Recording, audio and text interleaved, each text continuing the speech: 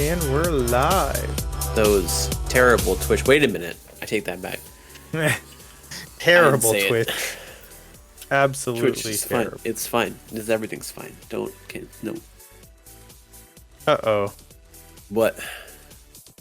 The Discord is broken. There it is. Fixed it. Can you stop breaking things, Rufus? Nope. You're not supposed to break things. Well, yeah, shit happens. And on that note, welcome everybody to Season 4, Episode 8 of the Dungeons & Download Podcast. You can catch new episodes live on Twitch every Thursday at 7:30 Eastern. That's where I'm stopping. And they go to YouTube's now. They do. We have YouTube podcasts. Yep, you can. They're there. You can watch these on YouTube if you miss it. You can also check out our D&D content. Prisoner 13's up, Masterpiece and Broglio next week.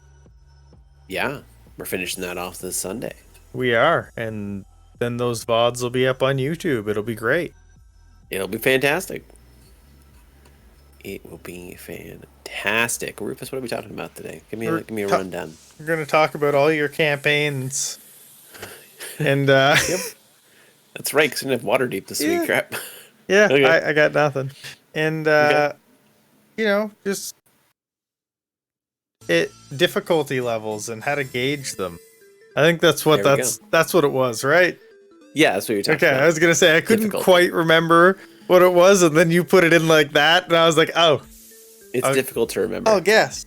Yeah, it is. It's at least a CR2 on the memory scale. That's actually pretty low. And we'll see how far we get. There's a reason this one's called the Dungeon and Podcast. We don't know where it's going yet. Yeah, I mean, like, we have some things we might be able to talk about download stuff, but we might not get there. Like we did last couple of weeks, we didn't quite get there.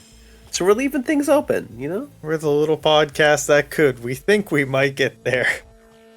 No, see, that would mean that we thought we could get there. We're like at about 50-50 right now.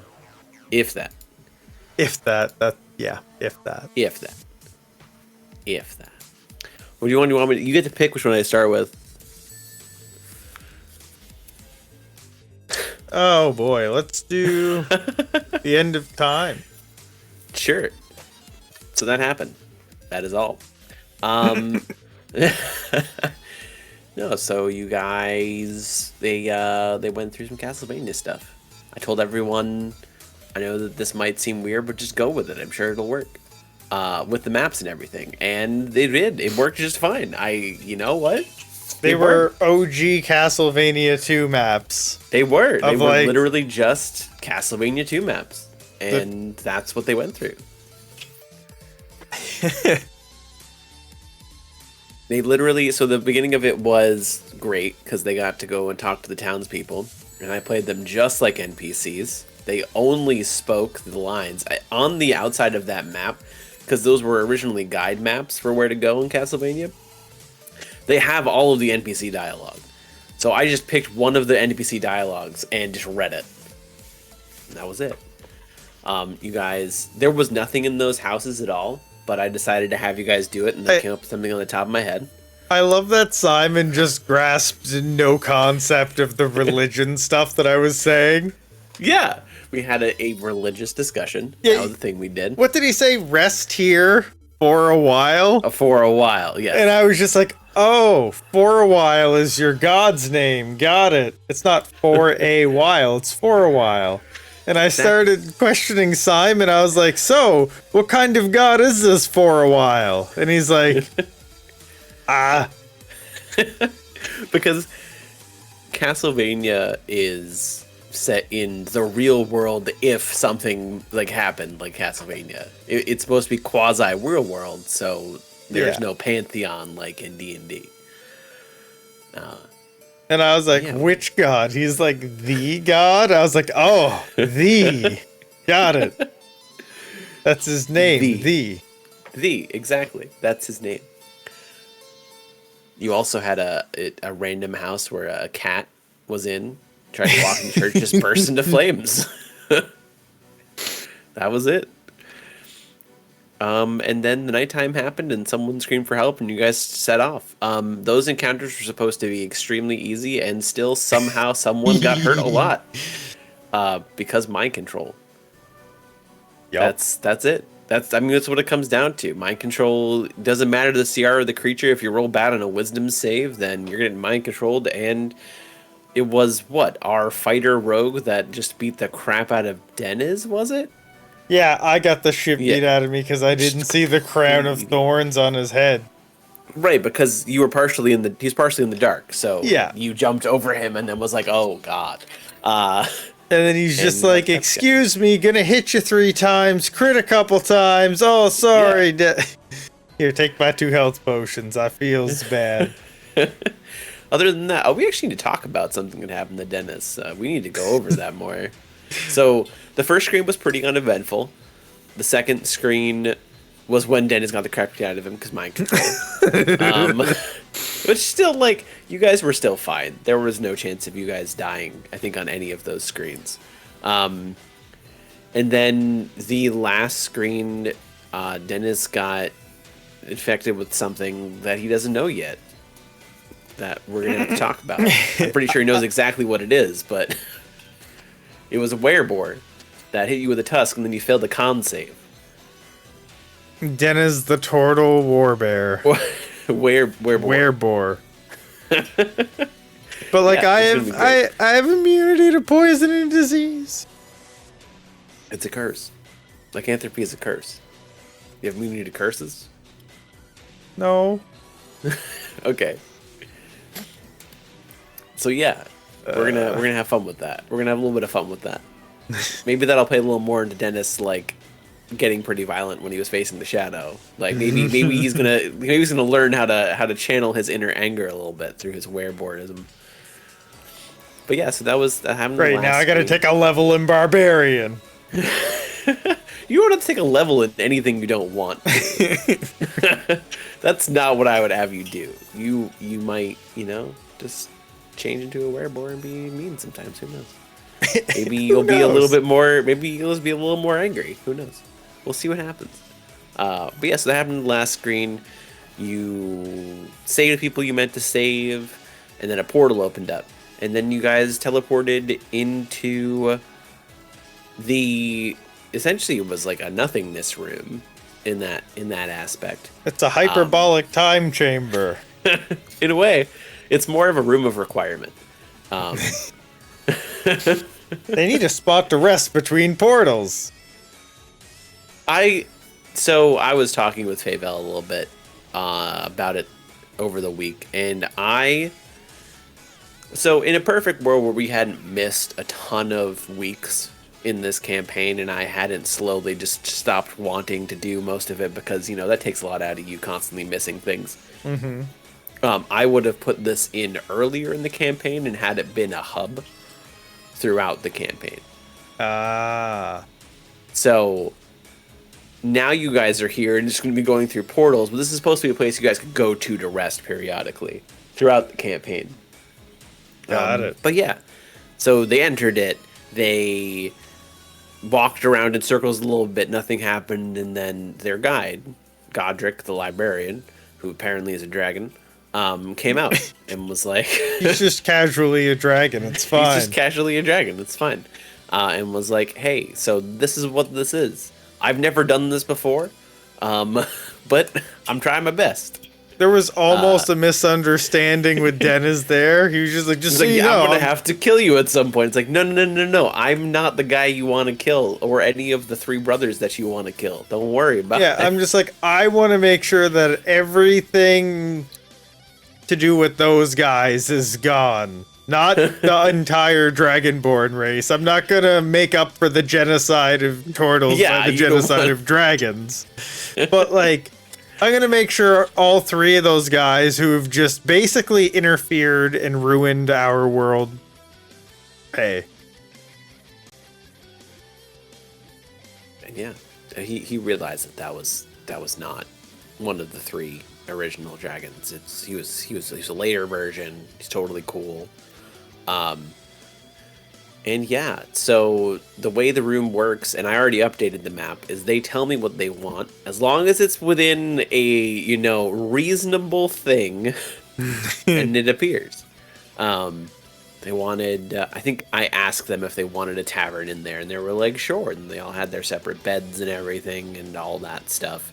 They all were able to think up whatever room they wanted.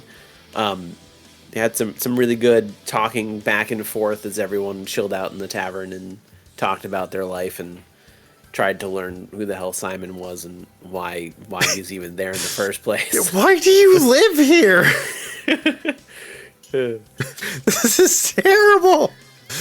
There's multiple universes, man. Just get out of here. Yeah, because the world of Castlevania is pretty fucked up. So yeah, that makes sense. But yeah. Well, yeah, he's like, oh yeah, the people around here at night, yeah, not good. He's like, I'm not sure if they turn into things or if things just take all of their places, but they're either monsters or are replaced with monsters at night. Yeah, no, the Castlevania, I like the entire Castlevania thing. It was a 2D map, and I had everyone kind of totem pole on top of each other to simulate 3D.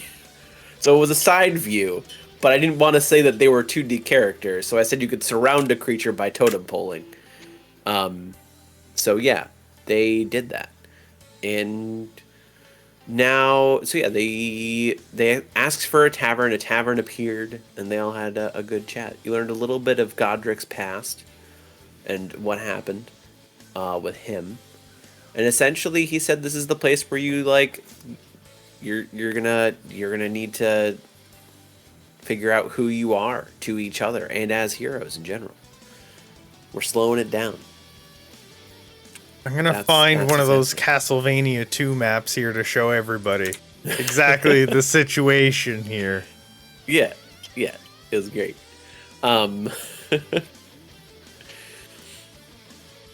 And you guys ended up taking a rest, and then in the next morning, you went out to the portals, and you were able to choose between Shovel Knight and Kirby, and everyone chose Kirby pretty unanimously. Oh, is this a clip? Work? Is that what happened? Oh yeah, that was a clip. That's what happened. I was like, why is this only a minute long? There is a clip from... Yeah, it doesn't show the map. Yeah. Here, hold on, I got it. It's just playing a stupid ad, and I don't want to make our viewers watch the ad on our own channel. Stupid. I think Kirby's gonna be fun. It's a long pre-roll. Yeah, I hope so. Okay, that's not a battle map. Okay. Do you have it like in full totem pole? Or full basically stack? Oh yeah, look at that! You're around a Minotaur and a Werebear, and you're fully just stacked. Yeah, it's the actual Castlevania 2 map. Yeah, behind them there's the actual Castlevania 2 map. You can check that out over in the VOD section. Yeah. It was a fun one. It was a nice, fun... It was a fun contrast to the previous session. Yeah. Yes, it was. And I think that these are going to be enjoyable, and that I am going to have fun having to make things that make no sense in the actual confines of D&D. Like Kirby. Makes no sense. But it's gonna happen. Yeah, I've already thought about a bunch of stuff. I don't know why. I don't know why you do that to yourself. You could have picked anything else. Like literally, you picked it. I love it though. The universe is going to be the Crystal Shard universe.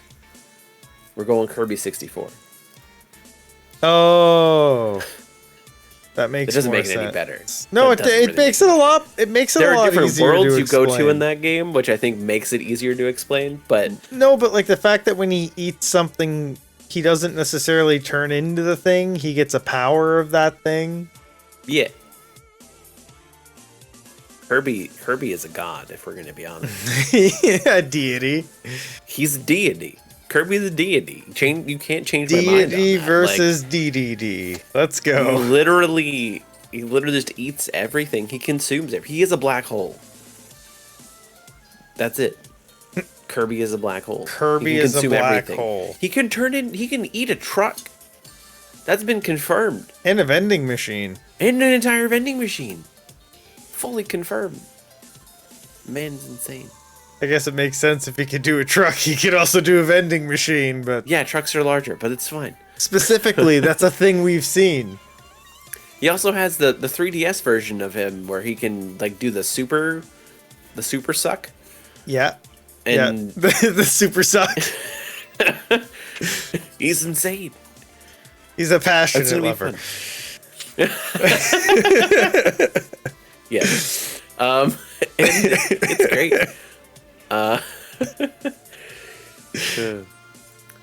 Should be fun. I already changed the map. I'm gonna try and push Dungeon Alchemist to its limits.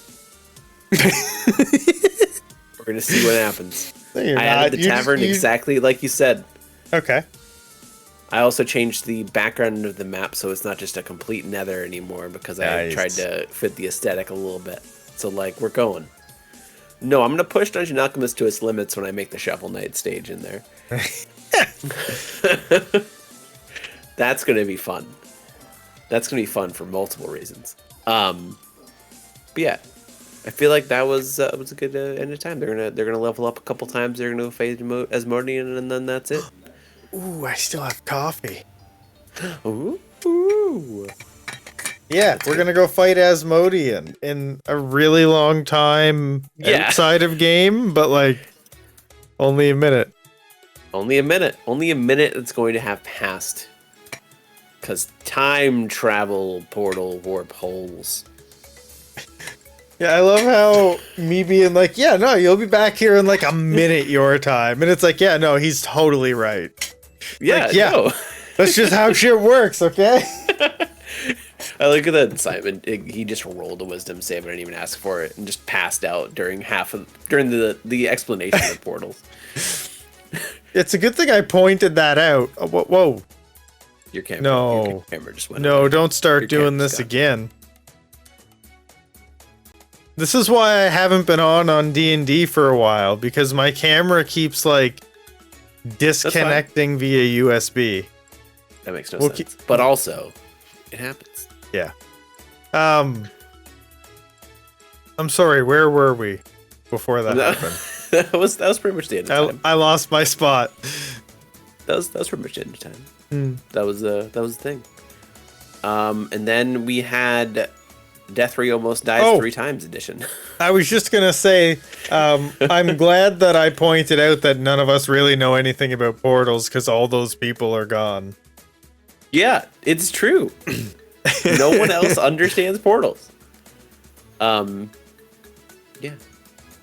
I think that Gruzik and Dennis are becoming closer friends. Or at least understanding each other better as well. Kinda? Friends. Friends is a strong word. Especially after the beating. Yeah. I feel like you guys had... I forget what it was. You talked at least a little bit in the end. Dennis doesn't talk much. Gruzik doesn't talk much. And talking at all between those two characters is... I'm trying to remember what he said. It was lore, I think. Was it lore? Yeah. Well, you asked Gruzik where he even came from. That's right. Yeah. Great Helm. Like, he was like, I was from Great Helm. That's what it was. Like, what? Yeah, I remember now. Then he was like, I was shunned from my village.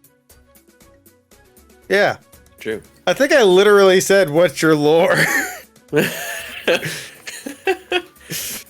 I mean, yeah. So where are you from? What do you do? Tell me all the stuff you wrote down and haven't said yet.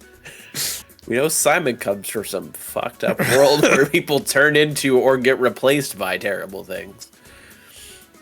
I can't believe how expensive it is to make holy water. It's expensive. It's a whole process. Like I you don't just literally hit thought bless. You have to actually go through the process. Where I got confused was I didn't realize you were reading a thing about making holy water. Yeah. I was like, where does it say in Bless that I need that? And you're like, well, it's like a ritual cast. I was like, but where does it say? The silver. I was missing that you were reading a thing about specifically making holy water. There's a whole process that takes time to actually make holy water. To make a vial of holy water. That's it. It's crazy. I didn't know that, but it makes sense because Castlevania. Yeah, that's actually D&D 5e. I'll just be smarter about it. I don't really need holy water ever. Like the amounts I would need, I could just get from a church. Like a priest, would have blessed water because I only need like a sprinkle here and there. So like it's not the Church of Kirby, the Church of Carby. Of Carby. I feel like that's something I'm gonna have on tap at the tavern. Like basically holy just water? Well, what I would argue is that every time we're running low, I would order in advance, and we can just say that I always, if we take a long rest at the tavern, I've been able to stock up. Sure. I have no reason not. I mean, this isn't Out of the Abyss. I'm not tracking. Yeah, like exactly. That's what I mean. Anyway. Yeah, you don't need to worry about tracking. Yeah. Because that's the only thing that it's like, I'm not gonna bless my own water at that price. I'll just ask a priest to do it, and they'll do it because God. Because God, that's it. Because that's how There you go. that's how it works. That's how it works. Now we have holy water. What's hilarious is like ever since I've made Dennis, I've never gained money. No, you guys don't loot anything. I've actually started putting like But like that's on purpose because Dennis just doesn't loot, and I took all of my money in silver coins instead of gold because I was like, I'm a monk. I'm going to be giving this stuff out when people need it. right. And yeah, I mean, there's loot. Oh, I know, but Dennis as a monk isn't looting. I gave you a bag of holding last week because you guys didn't have one anymore. It's gone. It's been gone for a while now. I think that was key. So what all did she? What all did she have? The Book of Memories, the bag of holding. the bag of holding, I don't think it was anything the else. war super horn. important. Oh yeah, the war horn's gone. Mother. Can't think of anything else that was super important. The war horn really wasn't important. It was just a joke bit from a while ago. It was important Back in the to day. somebody. Back in the day, that person's dead. Maybe. When is he dead? See? Spaguglio? Yeah. Spaguglio's dead. He's dead. Depends when you are. No, he's dead. It depends when you are. dead. Because apparently we can go backwards and forwards in time. That And was shit. that was that specific hallway and going through the soul engines, which are extremely powerful things based on the shard of the thing that's trapped in there. It's But a it's CR-25 creature. But it's possible, which means those things are a CR-25 creature that are used to enforce things from the realm of Mordor, which is like any law made there is enforced by a Marut. if it made it once, it can make it again. It can happen again. You have fun trapping a Marut. I'm just saying it could. If it happened once, it's possible to happen again. That was possibly one of the only times that it's ever happened, and probably will never happen again. But it could. In theory, and then yes. you could go back in time and be like, hey, look, when I am now, Spaguglio's not dead But yet. you also can't. You can't. I mean, it's chaos, so it would put you anywhere in time. Yeah. It's chaos because you're doing the opposite of order, which is chaos. It could happen. It could happen. It could. You could end up there. It's statistically improbable, but it could happen. Exactly. That's all I'm asking. Is that it could happen? Sure. Yep. Sure. Statistically improbable in every way, but technically Could happen. possible. Not by choice. But, you know, Time travel's even a interesting. broken clock's right twice a day. Would it make you mad to know that most of my time travel mechanics are made up on the fly as opposed to written down? Yep. But it doesn't come to bite you because nobody asks.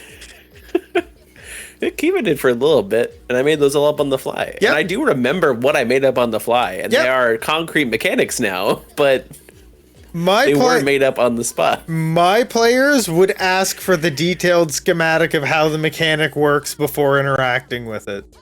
Your players would. You're correct. Like- you guys wouldn't. That's why our prep is so different.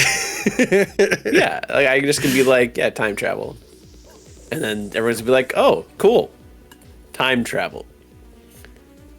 That's it. And then for me, it's like, wait, what happens when we time travel exactly? And I was like, joke's on you. I already know. But yeah, Okay, so like in your case, it was specific because we were going back in time and then had to do something with the time we had gained.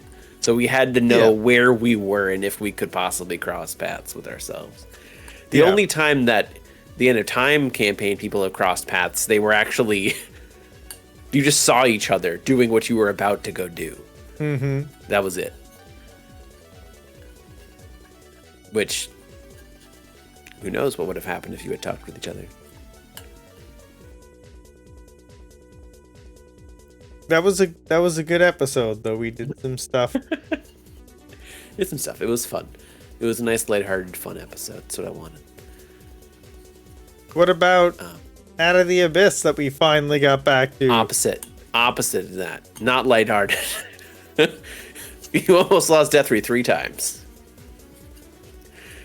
3 separate times. Yep. So we started off in Neverlake Grove, which Niskro was so convinced was going to go perfectly fine. It did not. I can't believe it. Honestly, Haste saved you. Yeah, I was gonna say, in the end, it was fine. In the end, but like, You were dead without haste. You were actually dead without haste. if I didn't metagame, we were dead, in my opinion. Because I meted pretty hard that encounter. You were gonna get hasted no matter what. I know No, that but Rusty was before we planning on got to doing that point, when I was like, you guys need to leash me. You have to pull me over and tether me over. Like, I was metaing pretty hard at that point. If they hadn't started way back then, I would have just been dead. Because they would have gotten away and I would have stayed and attacked those things. It's true. Well, I mean, people stayed around to try and pick up some mushrooms and whatnot. Like, it wasn't like you guys instantly dashed for the exit. So, like, things went bad. Deathry had a madness that made him have to use his action every round to attack the nearest thing. So he had to run up to something and attack it. I'm pretty sure you took mercy on us. What do you mean? I'm fairly certain I cannot, like, if you were to do it as rules as written style, I would have had to use all my attacks. I had no reason to say that. I know, you took pity on us. Because the madness doesn't say anything about hasted action, which is different than your action. But even just, like, extra attack, allowing it to not to.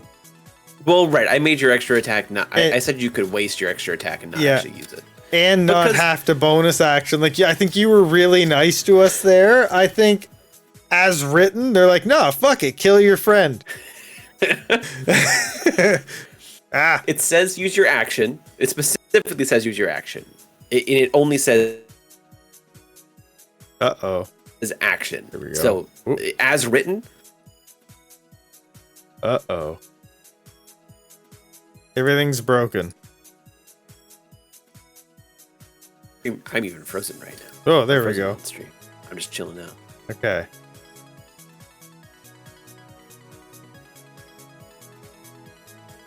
Oh, cool. I love it when my ship breaks. I'm frozen again. Yeah. Great. Okay. Let's go. I'm moving here? again. I think we're good. At least one of us. Nope. Frozen. Nope. Back. I don't know. Okay, this is actually a Discord issue. Sure. Let's restart it super quick. Sure. Okay, sorry stream. I've been having, you know what? Let's do this. I'm just going to restart Discord really quickly. And there we go.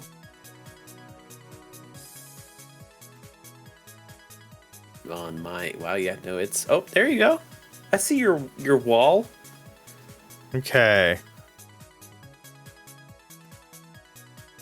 I found a way past that part. Now oh boy, what's that program called? Oh, the webcam thing that I use. Something. Damn. VCam. XSplit VCam. We're gonna try with that. Sure. There's like 1.5 of me right now. It's very I've never been more than one person before. Oh, this is so busted. It's pretty rough, but it happens. Now I'm frozen and I'm 2 people now. I'm not just 1.5 anymore. Oh, no, I'm not frozen anymore. Okay.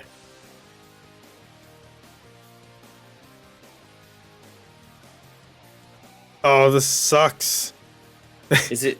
I can see your background. I can't see you. Ah. And he's back. I see the wood. Okay. Refresh camera. Okay, that needs to be... Yeah, the last USB device connected to this computer malfunctioned. That's fun. Okay. So... I have a fix for this. We can just keep going. I can... Sure. I like the... I'm just talking to a piece of wood. It's fine. It's fine. Totally fine. Nothing is wrong with this. I don't know if it was merciful. I just... The extra attack, maybe. Maybe I should have had you extra attack. Yeah. The bonus, it did specifically state you use your action. So I don't see why you would have to use your bonus action to attack.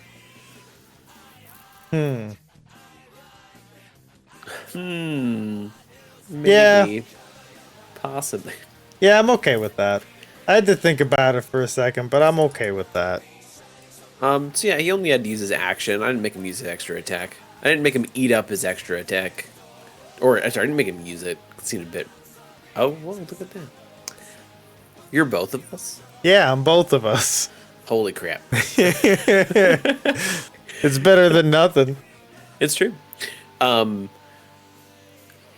So what happened is you needed another mushroom. You hadn't gathered everything yet. So the first thing that happened is Sildar slid down to the area where you had to grab the mushroom. After Deathry attacked him. And then Niskra is paralyzed. And the way that works is until you take damage, you're paralyzed. Or 10 minutes had passed. So luckily, Niskra was the closest to Deathry, and Deathry attacked Niskra, taking damage. Yeah. So that happened. But at that point, the mushroom sovereign, Philo, had heard everything that had happened and rallied everyone to their cause. Essentially putting a couple people in the exits, and essentially trying to grab everyone. And boy, was he pissed. He was actually pretty chill about the whole thing. Yeah, but like, not cool. Yeah. So they had to fight a lot of stuff. The MVP of that entire fight was the Grick Alpha that ended up making it so that you guys didn't get attacked from behind. I was gonna heal him so good if I got in range. I was gonna be like, buddy, we're friends. We're on your side, going to buddy. attack him first and then heal him. What? No. I was just gonna heal him. You would have had to attack him if he was closest to you, and Cure Wounds is touch. No, I'd have made sure to get close enough to hit the other guy. I'd have made sure of it. I wouldn't have done that. I don't want there to be confusion. We need his help. It's true. He was MVP. That was from the last time you entered, but you never went to that area, so you never had to like fight him. And he did a lot of damage. He also stood his ground for quite some time. That happened on the left-hand side. You guys decided you want to run out the right-hand side, and you all slowly made your way there with a couple fireballs. Rusty killed the man in cold blood. And then Yeah, he did. Holy straight shit. up killed the man in cold blood. So you had two deep gnome friends with you. One of them started out oblivious because I was rolling to see if he recognized what was happening. So we went quite a ways to the left before all the stuff went down. Yeah, my man didn't look where he was going at all. He just kept on walking. And then the guy to the right went to go hold the door and was like, guys, come on. And ended up getting surrounded. And Rusty was like, he looked at him and says, don't worry, trust me. And then one-shots him with a fireball. Yeah, that guy sucks, by the way. Just dead. Why does he suck? Yeah, no, everything's fine. 'Twas not. What do you mean? 'Twas Oh, you mean the not guy who fine. walked off to the left? Yeah. To the west? The one that lived? Yeah. I mean, Yeah, I just did a roll to see if you would notice. You guys were other than the hit from Deathry, you guys were actually kind of on the quieter side until that point. And then Sildar slid down, and then all the things started happening. But yeah, a guy got murdered in cold blood at the entrance. And as you guys were about to make it to the entrance, you heard a terrible wail, and then all of the Zerkwood got awakened that was in there and started charging. Now, they're big creatures, so they can cover a lot of ground even though they're a little bit slower. And they just, like, charged up to Deathry and surrounded him. Now, luckily, before Rusty ran away, he hasted Deathry, so Deathry was still able to somehow get barely out. Both you and Frank had done the math and knew Deathry was going to die until that point. I didn't know like both of you guys were like, okay, just leave. Like, it's mathematically impossible for Deathry, or improbable for Deathry to live. Like, I was surprised that we had a 3rd level spell slot left. Like, I think he saved his 3rd one on purpose just for... He did 2 fireballs and saved his 3rd one on purpose just to haste. And yeah, Deathry got out. That was the beginning. That was just the start. Then everyone got caught up with the caravan. Mm-hmm. And then went to Gracklestug, where Deathry almost got captured or murdered or something by the Duragar. Because he went in with the shipment that you guys were going to go trade out for Gracklestug. He was the only one in because the rest of the characters had already kind of gotten on the bad side of the Duragar, so they didn't want to go in. And that was that. Understandable. Well... Deathry made a couple of wisdom saves because that's part of his background, part of his madness. And in the last one at the gate, about to leave, he just starts swinging wildly. We didn't do well. He didn't do well. If it wasn't for one of the deep gnomes rolling a crit persuasion to the Duragar guards, that's like, oh, that's just a dance he does sometimes. Deathry was probably going to get at a minimum captured and thrown in jail, which they said it afterwards, and I think that's true. None of the rest of the group was going to go back for Deathry at that point. No, I knew that because they don't want to enter Gracklestug. That was that. But Deathry, that's almost death or character loss number 2. There's still another one though, so wait until the end. And we'll go over that. But yeah, you guys make your way back to Blingdenstone after that, and you set up for this big old fight. Because the entire reason that you did what you did was to get yourself ready to fight off the oozes in exchange for leaving or finding a way to the surface. For the 3 persons of the party, Deathry can join if he wants. If not, you can always roll another character if they make it to the surface or not. We'll see what happens. I know you guys don't believe me when I say next week we'll get to the surface, but you can believe me or not. Really, it's up to you. I mean, if we go back down, it'll be because they say the things you saw are going to destroy the entirety of the world if you don't go fucking deal with that shit now. Then we'll be like, Jesus, okay. We'll go back and save the world. You owe us, I guess. Yeah, so you made your way back to Blingdenstone. You guys got set up for the fight. You got you have completed all but I think one of the side tasks. And the way that works for a behind the scenes look, for the amount of random encounters, it's a 1d4 plus 2 before you face the Pudding King. And that's -1 for every good thing you guys have done. Wait, it's 1d4 what, sorry? Plus 2. No, so there's 6. So I ended up rolling a 4. So there were 6 encounters possible. Oh, and then okay. You did so many good things, or you did so many extra stuff that -1 for each one. So I added it all up and it ended up being 2 random encounters, and that was it. Oh, out of a possible 6. So what you did was great. Living through Neverlight Grove actually probably made Deathry live, because he would have been even lower health at that point if you had one more random encounter. So yeah, you guys ended up going in with all of your different, like your oil coated your weapons, so you didn't, or in your armor, so you didn't have any corrosion that happened. You had your extra 2+ damage. You had your reroll, which essentially could give you double advantage on something. And you guys went and battled some oozes. Did not expect that cloud. Well, yeah. So the first two random encounters they were easy, but there was a lot of chip damage that happened because the way the way black puddings and the orchid jelly work is when you hit them with a melee weapon, you take splash acid damage. And we have two pretty heavy melee combatants that were like, oh, we'll just go through it. Rather than have this fight take forever, we're gonna just melee kill these things and move on with our lives. So you took a lot of chip damage, so you were already in pain going into the last fight. And then the last fight happens, and it's with this, like, essentially partial slime, partial deep gnome being, and the first thing he does is cast Cloud Kill, which is a poison cloud that does a lot of damage. We should have done some more research on him. I didn't think he was going to be a caster. He was a caster. Yeah. There wasn't really any other research that was available. All you might have been able to know is that there was someone leading the uses. That's I don't know if you already had that the only info. reason I didn't heal before we went there, because I was like, the next fight will be melee as well. I'll just stand back, and then I'll use my heal action, Right. and I'll be fine.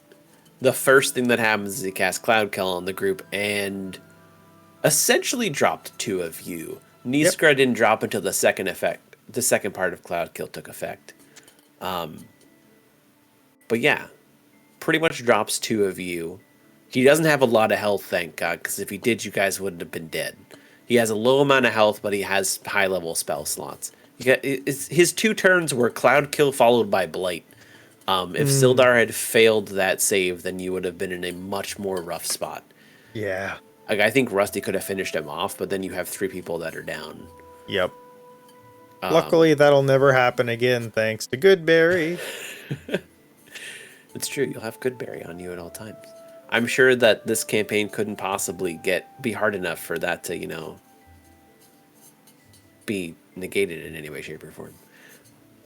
Oh, I'm fine with it not working for food, but even just to pop us up to 1 health when we're down. No,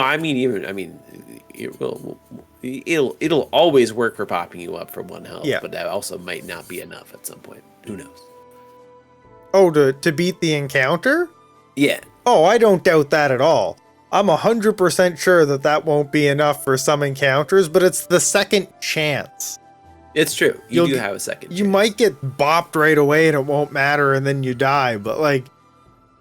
You got, there was a shot there. Rusty also kind of saved you there, because Rusty's next turn, I let him... Because he has a bonus action shove he can do with telekinesis, so he shoved Niskra out of the cloud. And then as his entire turn, like, I made him essentially use up his action and movement, he was able to throw Deathry out of the cloud. Because if you were at 1 success, 2 fails at the end, and then you crit succeeded. Yeah. So it did end up coming down, even after the Pudding King died. Rusty tried to stabilize Deathry, but ended up rolling a 3 on a medicine check, I think. Mm-hmm. Or even, so he couldn't stabilize. So Deathry was at 1 success, 2 fails, so it came down to a single roll. I was 1 and 1, and then I took damage from the cloud, and then it was about to be my roll again. Yeah. You did, that was your roll. You got yourself up. You were... Yeah, I crit. You crit. Yeah. And if you had succeeded, I imagine, like, Sildar would have been able to get around for Lay on Hands. Essentially, the only way you died there is if you failed your last... Did Sildar have any left? Yeah, he had enough, because that's how we got up Niskra. Yeah, but he had already used 5 on me earlier. That wasn't in the battle. Oh, that was Neverlight Grove. Blingstone. That was Neverlight Grove, yeah. Oh, okay. He had all 5. Oh, okay. He could have gotten you both up just fine. Okay. But yeah, so Deathry almost died 3 times. He likes to do things in threes. Rufus was almost down 3 characters. Or, yeah. That would have been the 3rd death. All Rufus. I think that's... And yeah, Niskra went down, but he wasn't really close to dying. I think he had one success, and that was it at the moment. When it got brought up. I'm very excited for the next week for you to figure out whether I'm lying or telling the truth about getting out of the Abyss and out of the Underdark. I'm very excited for what happens after that. And you also can then figure out whether I'm telling the truth about how this campaign somehow gets more complicated in the next half of the campaign. Did I say everyone? I think I said everyone leveled up too. I said it in the chat. Okay. So everyone's going to be 7 now. Everyone's going to be 7. It's going to be great. It's funny because you're going through the book and it's like, for Blingdenstone, 6 is recommended. And then like for the next section that we'll be doing next session, they, somewhere in the middle of all the text, they say, your character should be level 7 when this happens. They don't, it's not in bold, it's not anything, it's in the middle of the text. And I'm so happy I caught that. Because I was sitting here ready for you guys to be like, okay, you're going to do the next session, then you're going to hit 7. And then I saw it, and I was like, oh, shit.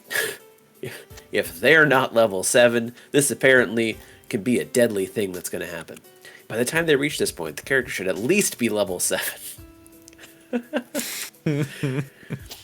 like, okay, this is going to be fun.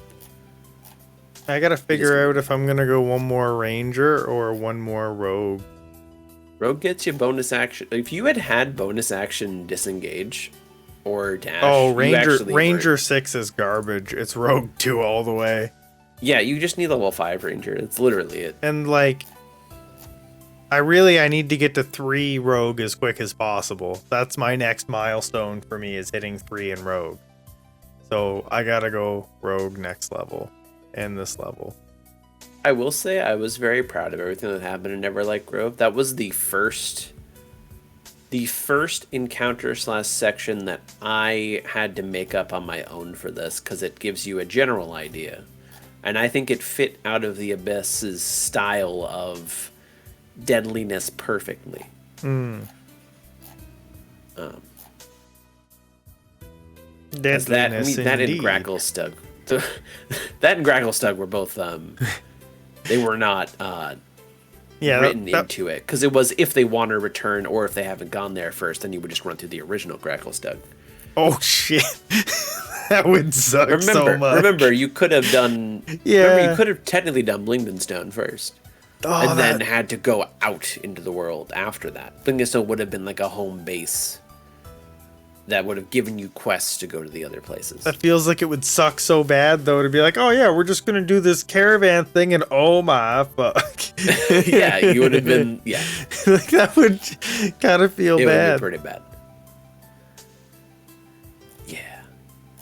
It's, Okay, I just leveled up. I'm Rogue 2 now.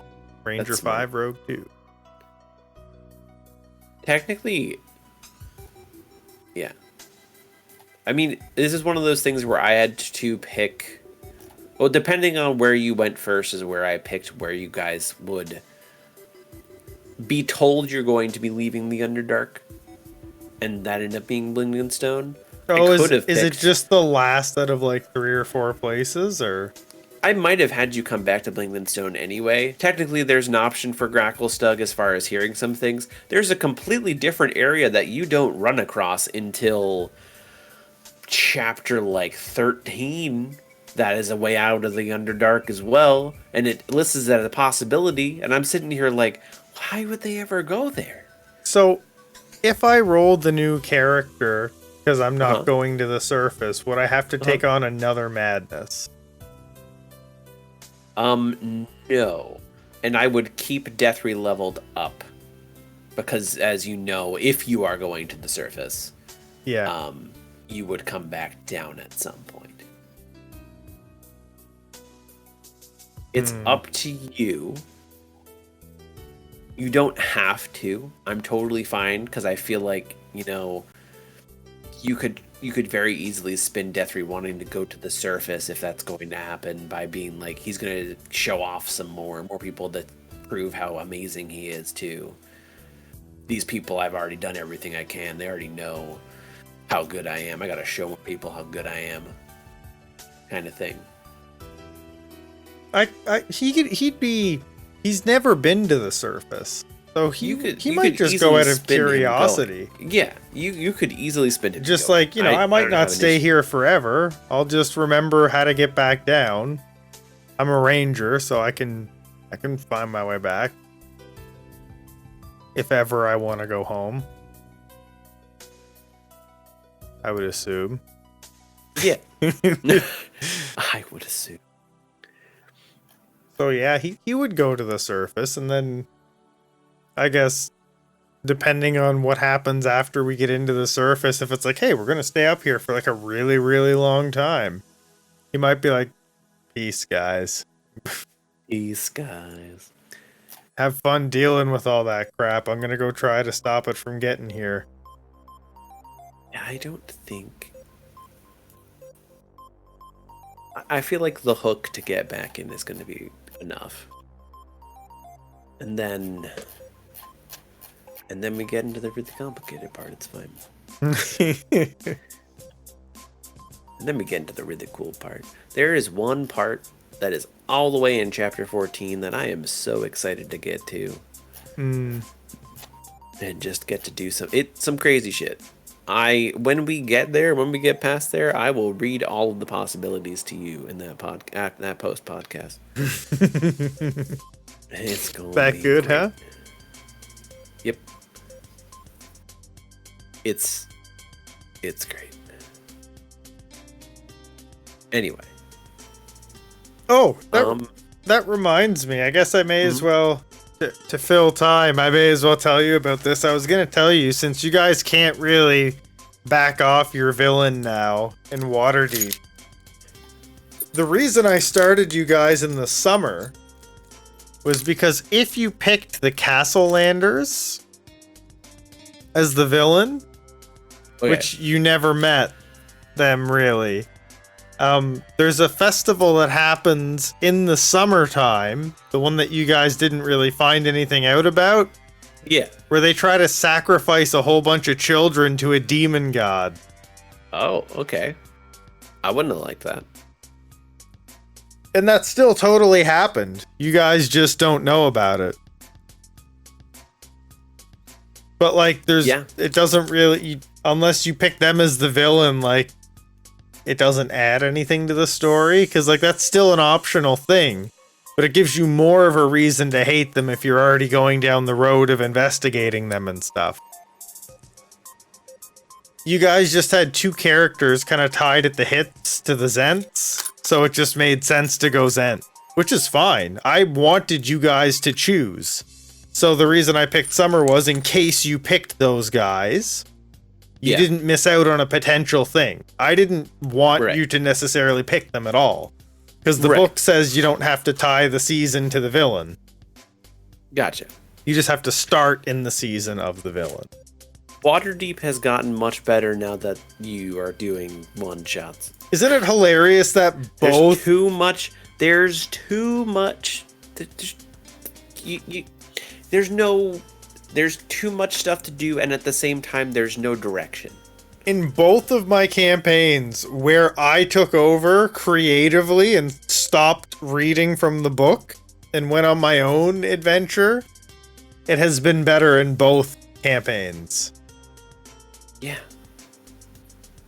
Yeah. It's a thing.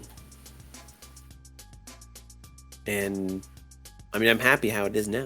I'm enjoying both campaigns more. We're not going to be doing Hoard of the Dragon Queen this Sunday because of schedule conflicts, but we are finishing off Masterpiece Imbroglio. Yes.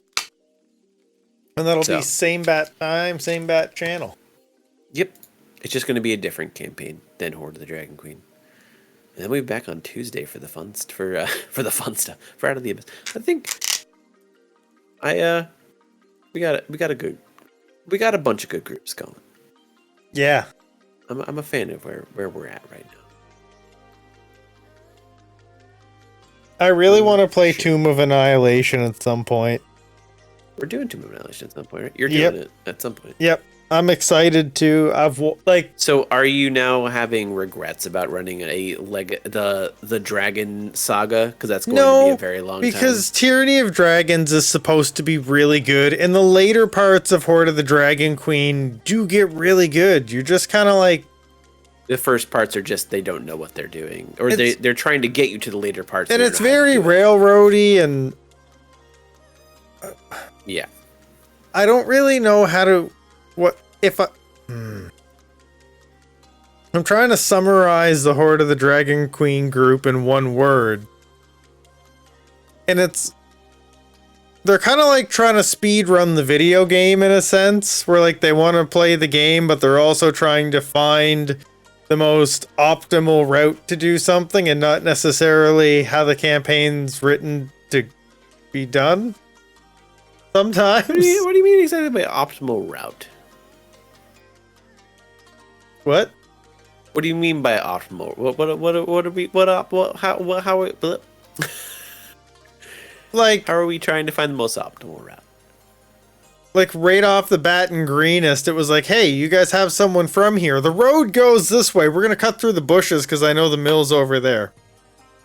Oh, I just followed. No, I said sometimes But yeah, it gets yeah. decided, right? Like, Yeah, because I don't want to like chirp. I mean, at that point, I didn't really even know what to do, so I was like, sounds like a Well, fine that- idea.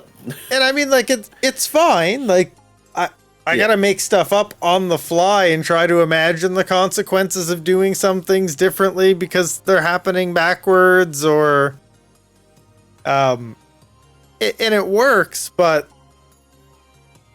that group doesn't go into things the way the book wants, and It's true. the same result is happening in Waterdeep, but it's not for the same reason. I feel like I don't know if we're trying to speedrun Waterdeep. No, I feel like we're that- almost trying. Well, I feel like we're not speedrunning Waterdeep, but when we get a situation, when we get a dungeon put in front of us, we try and go through it in the most, I guess, almost Non-intrusive. real-life practical. Yeah. The most real life practical way, as opposed to D&D practical, right? Yeah. Like breaking down a door because we see the person that we're trying to get to, or a window because we see the person we're trying to get to, is practical because you're just trying to get the person. Yep.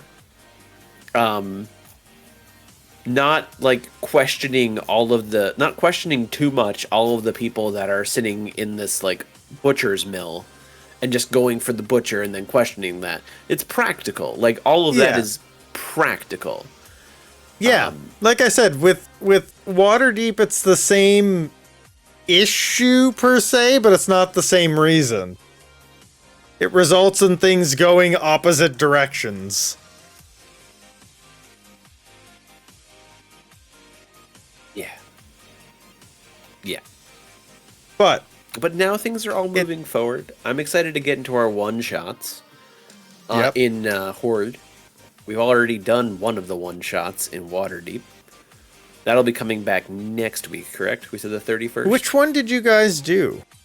In the Waterdeep, we did the Volo's Guide to Getting... Oh, right. Yeah. Bolo's Guide to Getting Murdered, right. And now you then guys we- have started a couple from something called Handful of Heists. I'm down. I mean, I'm not. The Goofy's not down to heist, but he'll do his best.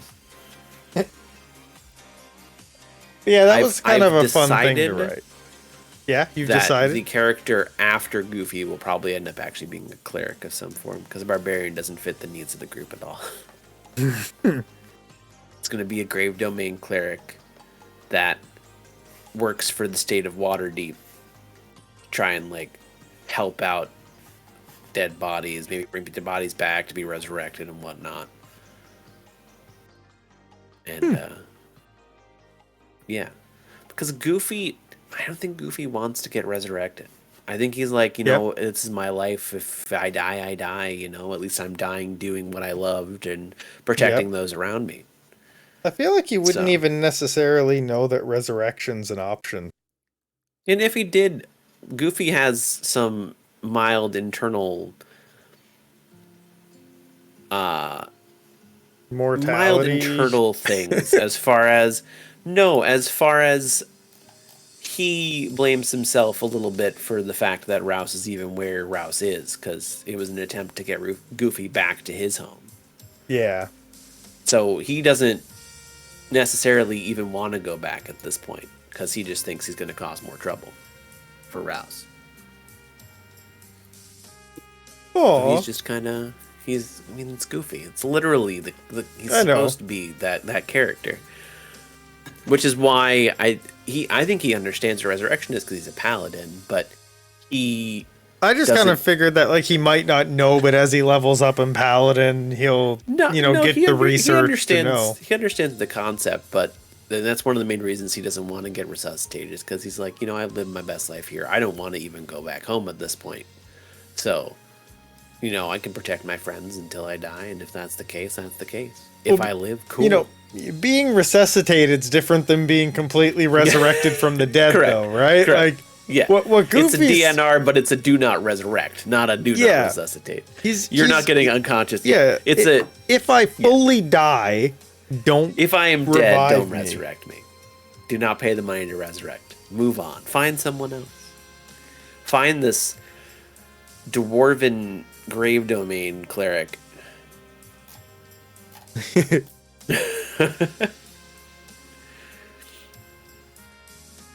Because Goofy could die. It's only so much 20 AC can do for you. Things hit you, they hit you. That's life. Any dex spells, he's gonna get wrecked. That's not true, because he doesn't have a minus in dex. Any int save is gonna get wrecked. And he's fine. He's come to peace with the world. I enjoyed stringing these one shots together because I was like, the way they have the Star Song fight go is you're supposed to like fight him and then he runs away, and then you fight him again and then he runs away. And he keeps like chip damaging you and then getting the jump on you.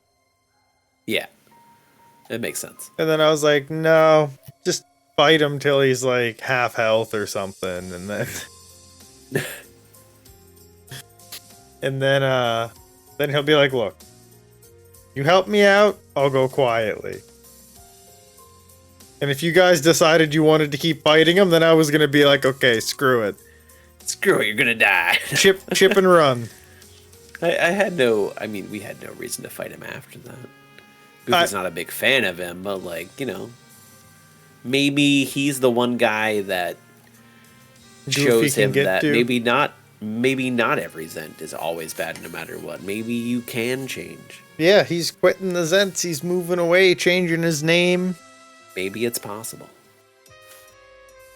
Maybe it's not. We'll have to see. We'll have to see what happens. He's going to be checking up on him. If I gotta send a bird up to the surface, a underground bird up to the surface from Dungeons of the Mad Mage occasionally, I want updates to make sure he's not back to being part of the Zents, or I'm leaving that dungeon and I'm getting out of there and I'm gonna beat the shit out of him.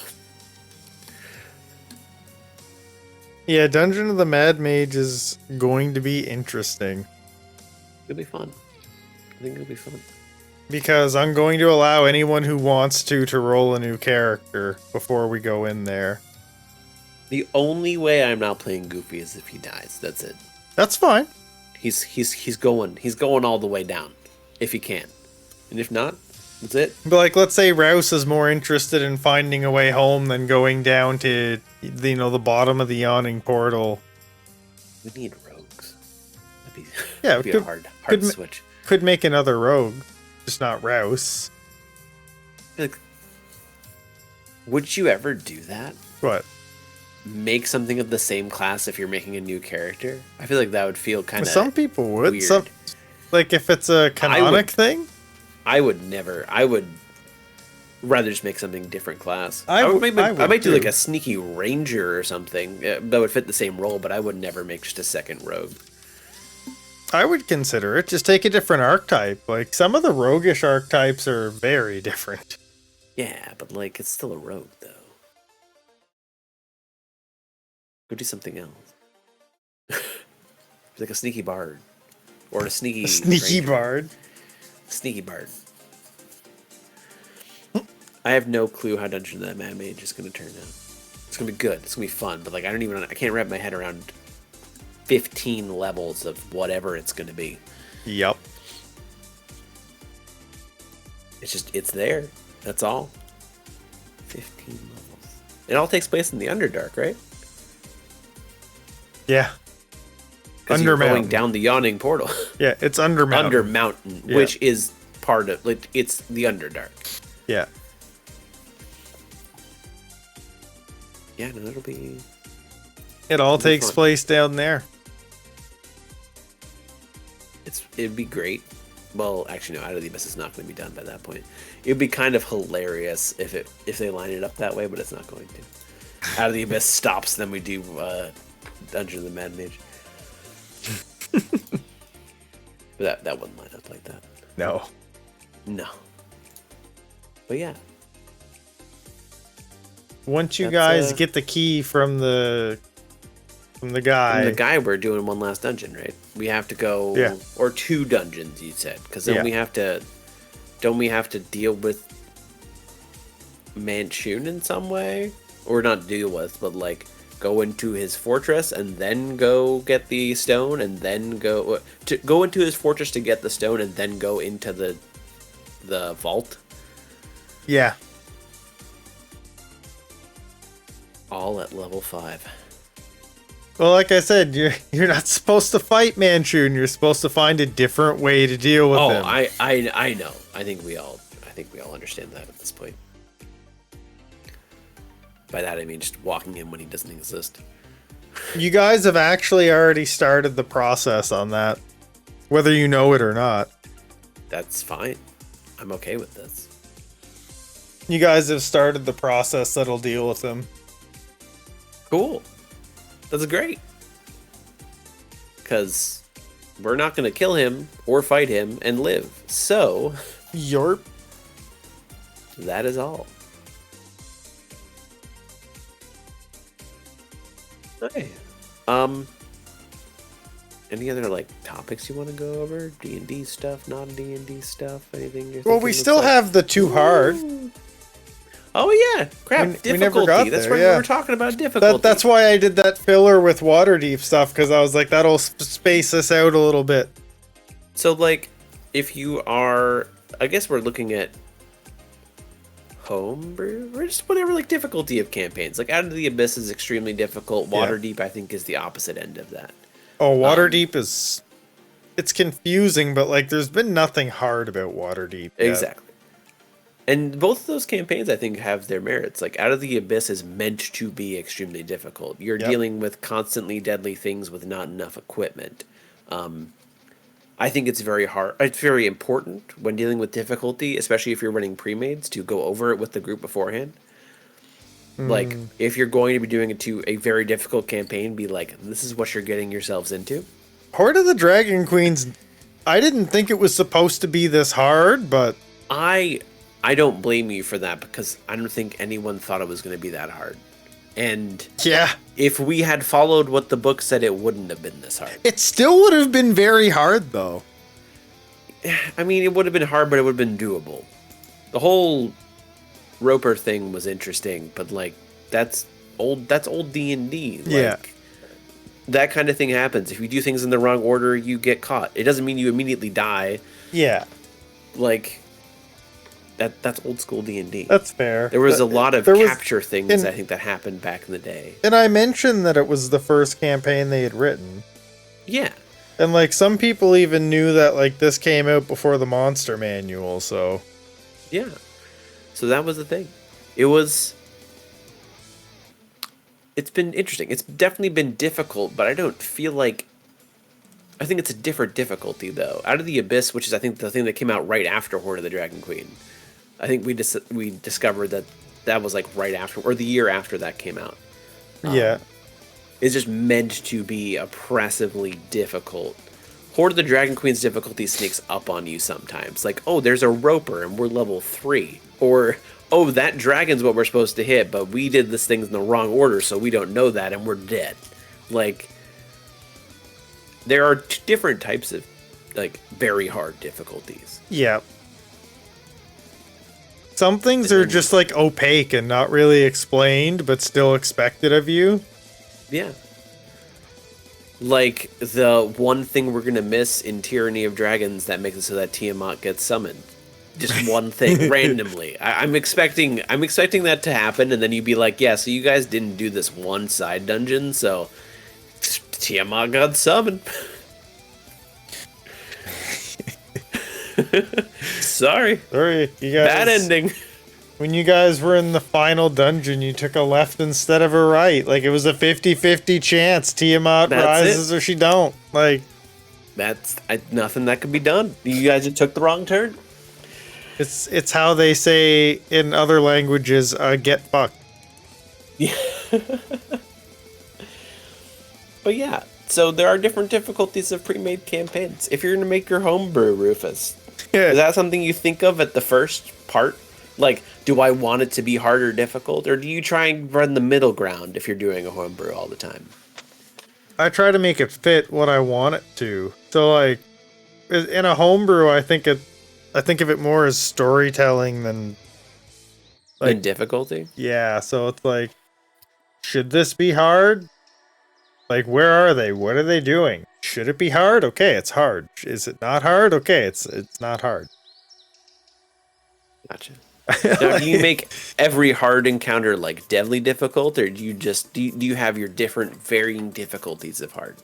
Oh yeah, varying difficulties of hard for sure. Like I'm trying to. Ooh, I just hit my microphone. How could you? I don't know, man. I don't know. I'm trying to remember what the different category names are. Easy, medium, hard, and deadly are the regular ones, right? Yeah. Yeah. I don't feel like that's enough. I feel like you need to put it like very hard or like medium hard. Like, for reference, like an easy goal is considered 3,000 experience in the encounter. One Aarakocra from Prince of the Apocalypse is worth 50. Yeah. So, like, you stay on an easy encounter for a long time. Long time. Long time. So, like, there's varying levels of easy, medium, hard, and deadly. So, like, a deadly encounter at exactly 14,000 isn't necessarily a deadly encounter. It depends on the action economy between the players. So, I definitely go way more granular than deadly or not deadly. I like that. Like with my home, like, yeah. As an example, like, what level are we in Out of the Abyss? 7 right now. So, like, an example of a deadly encounter would be an adult black dragon.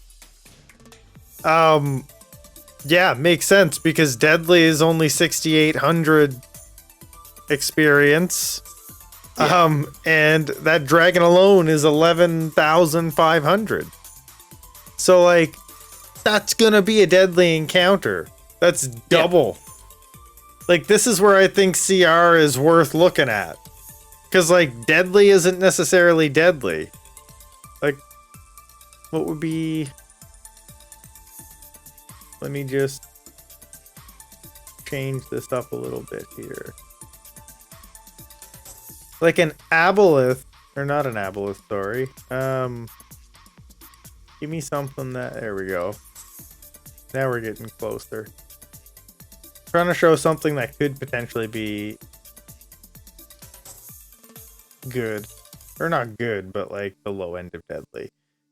Cloud Giant Smiling One from Volo's Guide.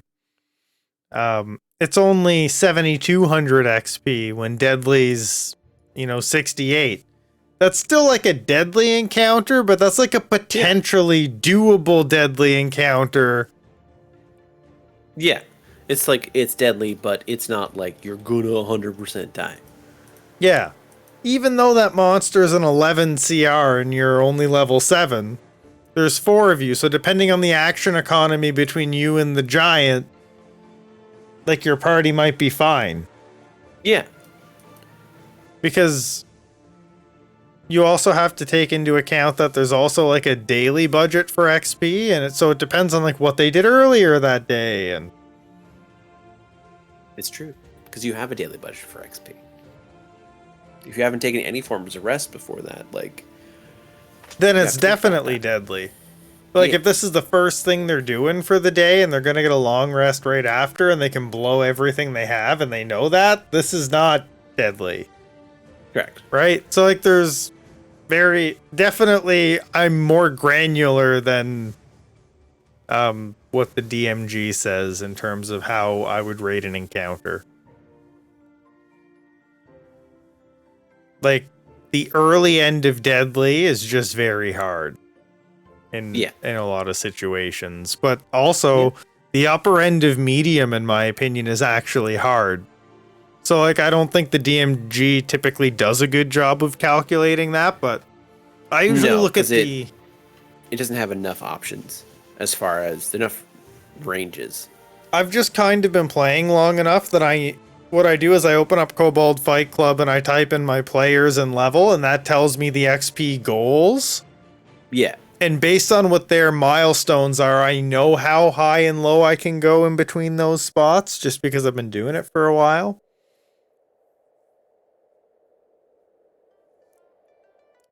Yeah. What about you? Feel like, how do you gauge that? As far as encounter difficulty, as far as like whether it should be what it is, as far as how difficult it is? How granular do you go when you're looking at difficulty? Easy, medium, hard, deadly. How much further do you zoom in or zoom out than that? I like to zoom in really close. I like to zoom in more on the like hard to deadly and maybe the upper end of medium, because I like that range, because it's posing a challenge but also not like killing people. Yep. I really do wish that there was a little bit in between. Because I guess if I'm looking at an encounter and I'm switching in between, if I'm looking at an entire dungeon, let's say, and adding a creature pushes it to deadly, but taking away makes it hard, I kind of might try and put it in that range. Yeah. Because of how there is no in between. It's just hard or deadly in the book. Yeah. Trying to think as far as like balancing the soul engines, it was okay, so what's going to be more difficult enough that these guys are going to have to take a long rest at some point or use their long rest token, which was interesting. And then also like put them after that to a point where they might need to use a couple potions and like a short rest while they're making their way, because you guys were very limited in time. Which is completely different than like a one shot. The Dream World's probably going to be balanced to hard, but it's like all of its encounters are supposed to be done in one shot. Yeah. Because that's usually what happens with the one shot. You might have like 2 sets of encounters in there between rests, but mostly it's just one. And yeah, like I really like to look and see. I mean, we've talked about action economy before, and I think that's a smart thing to look at when you're balancing an encounter. And also how hard something can hit. I think is also really, really good to put in an encounter, because that's how you one-shot someone by accident, is not doing that. Yeah. There's a lot of times where I'll look through and say, okay, these creatures look cool, and then I'll look, or these creatures would fit and are cool, and then I'll look and see what they can do before I put them in. I think that's a smart thing to do. Nah, just give him a Death Tyrant and call it a day. No. What do you mean? What's a Death Tyrant, like CR 20 something? Could throw that in there if that's the only thing they had to face. You have to remember that as people, I think the hardest thing with balancing difficulty is as characters get to higher levels, they have a lot more CC. Mm-hmm. Like, especially if you have a monk, it's very hard to balance around Stunning Strike without using legendary resistances. Yeah. And also just large amounts of damage that can be output. And they all have magical weapons, so they usually tend to bypass a lot of resistances. So I think a really good way, way I like to gauge my beginning difficulty, because you might say like, so how do I know how much damage my players can do? How do I know how much this can happen or how much damage they can take? What's their sustain? Mhm. Really good way to do that is put them into, like, there was the mock fight you guys did before entering the Shadows area. You're probably going to end up having, or before entering Greathelm, you're probably going to end up having an encounter soon that's going to be similar to that with your new group. Every time the group shifts, I like to, if I'm doing a homebrew, throw in one of those test encounters, because you can only get so accurate by just looking at a CR and XP and saying, okay, this is what can happen. If you know exactly the average range of what your players can do, then you can really fine tune the balancing.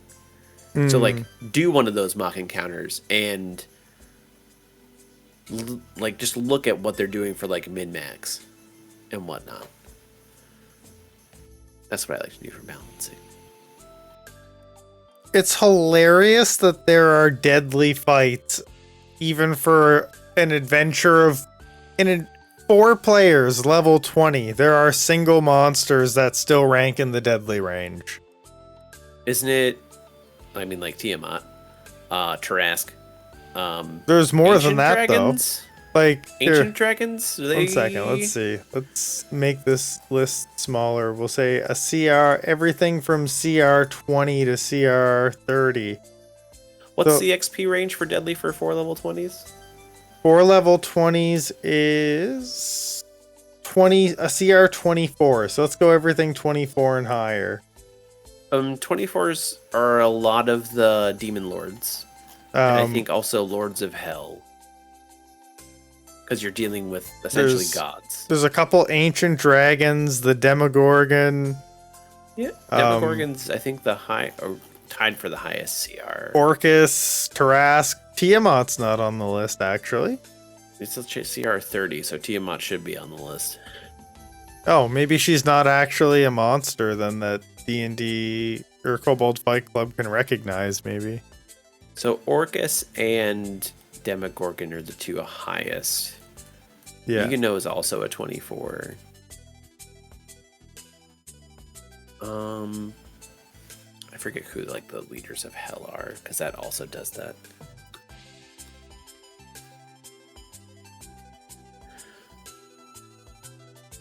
Yeah, I wonder why Tiamat doesn't show up here.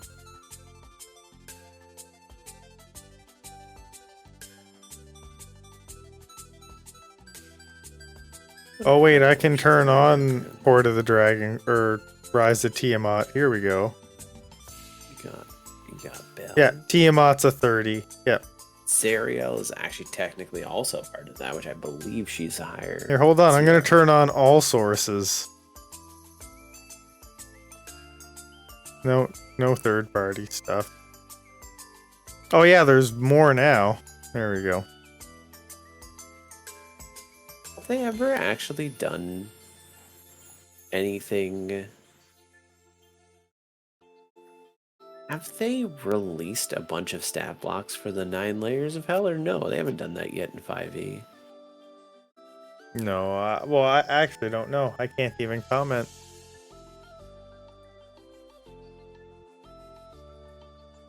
Because I do not know. I don't think they ever did like a Lords of the Nine Hell for 5e. Which is weird. They have some of them in, I think it was Xanathar's, but they don't have Lords of the Nine. Like Belle's in there, Zariel's in there because I think she becomes that in Sent to Avernus. Interesting. I wonder why they never went into that. I want to play someday after Tomb of Annihilation, I guess, Princes of the Apocalypse. That's supposed to be a fun one. I would even play in that if you wanted to run it, but possibly we shall see. I definitely want to do that at some point either as a player. I don't know what I want to do after Waterdeep. Out of the Abyss. Oh, Icewind Dale. After Out of the Abyss. I don't know what I want to do after Icewind Dale.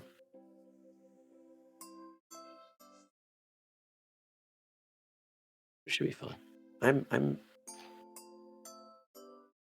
excited for all of our upcoming stuff and our current campaigns. Like our upcoming stuff is still I think a year, maybe two off. Well, not for Waterdeep. Well, Waterdeep is Dungeons of the Mad Mage. I'm Like that's putting soon. the two of those together. Oh yeah. In my mind, because they're the same. They're meant to be the same campaign, essentially. Yeah, it's meant to be a follow-up. But Yeah. oh, what was I gonna say? It is also its own thing as well, but it's also gonna be uploaded to YouTube in full. Gotcha. And it's a 15 leveler. Yeah, It goes all the way up to 20. It's kind of like Tomb of Annihilation though, because like we talked about, it's part of the Underdark. Yeah. So like, they're gonna have to go do stuff down there. It's scary down there. Yeah. Trust me, I know. It's gonna be interesting. It's gonna be fun. I'm excited. You got anything else you want to talk about today? No, I'm good. Okay. I think we're good Well, as far as things go. tomorrow there will not be a Waterdeep. Correct. We have someone who's traveling for work and stuff. But I believe I scheduled a video to go live. Let's see what it is. That's good. What's going live? Going tomorrow? live? Content. Tomorrow. Oh, it's a podcast rerun tomorrow. Let's go. So you could watch last week's podcast tomorrow at noon or after on YouTube. But that's going to be it for us tonight. Yeah. Goodbye, stream. Goodbye, everybody.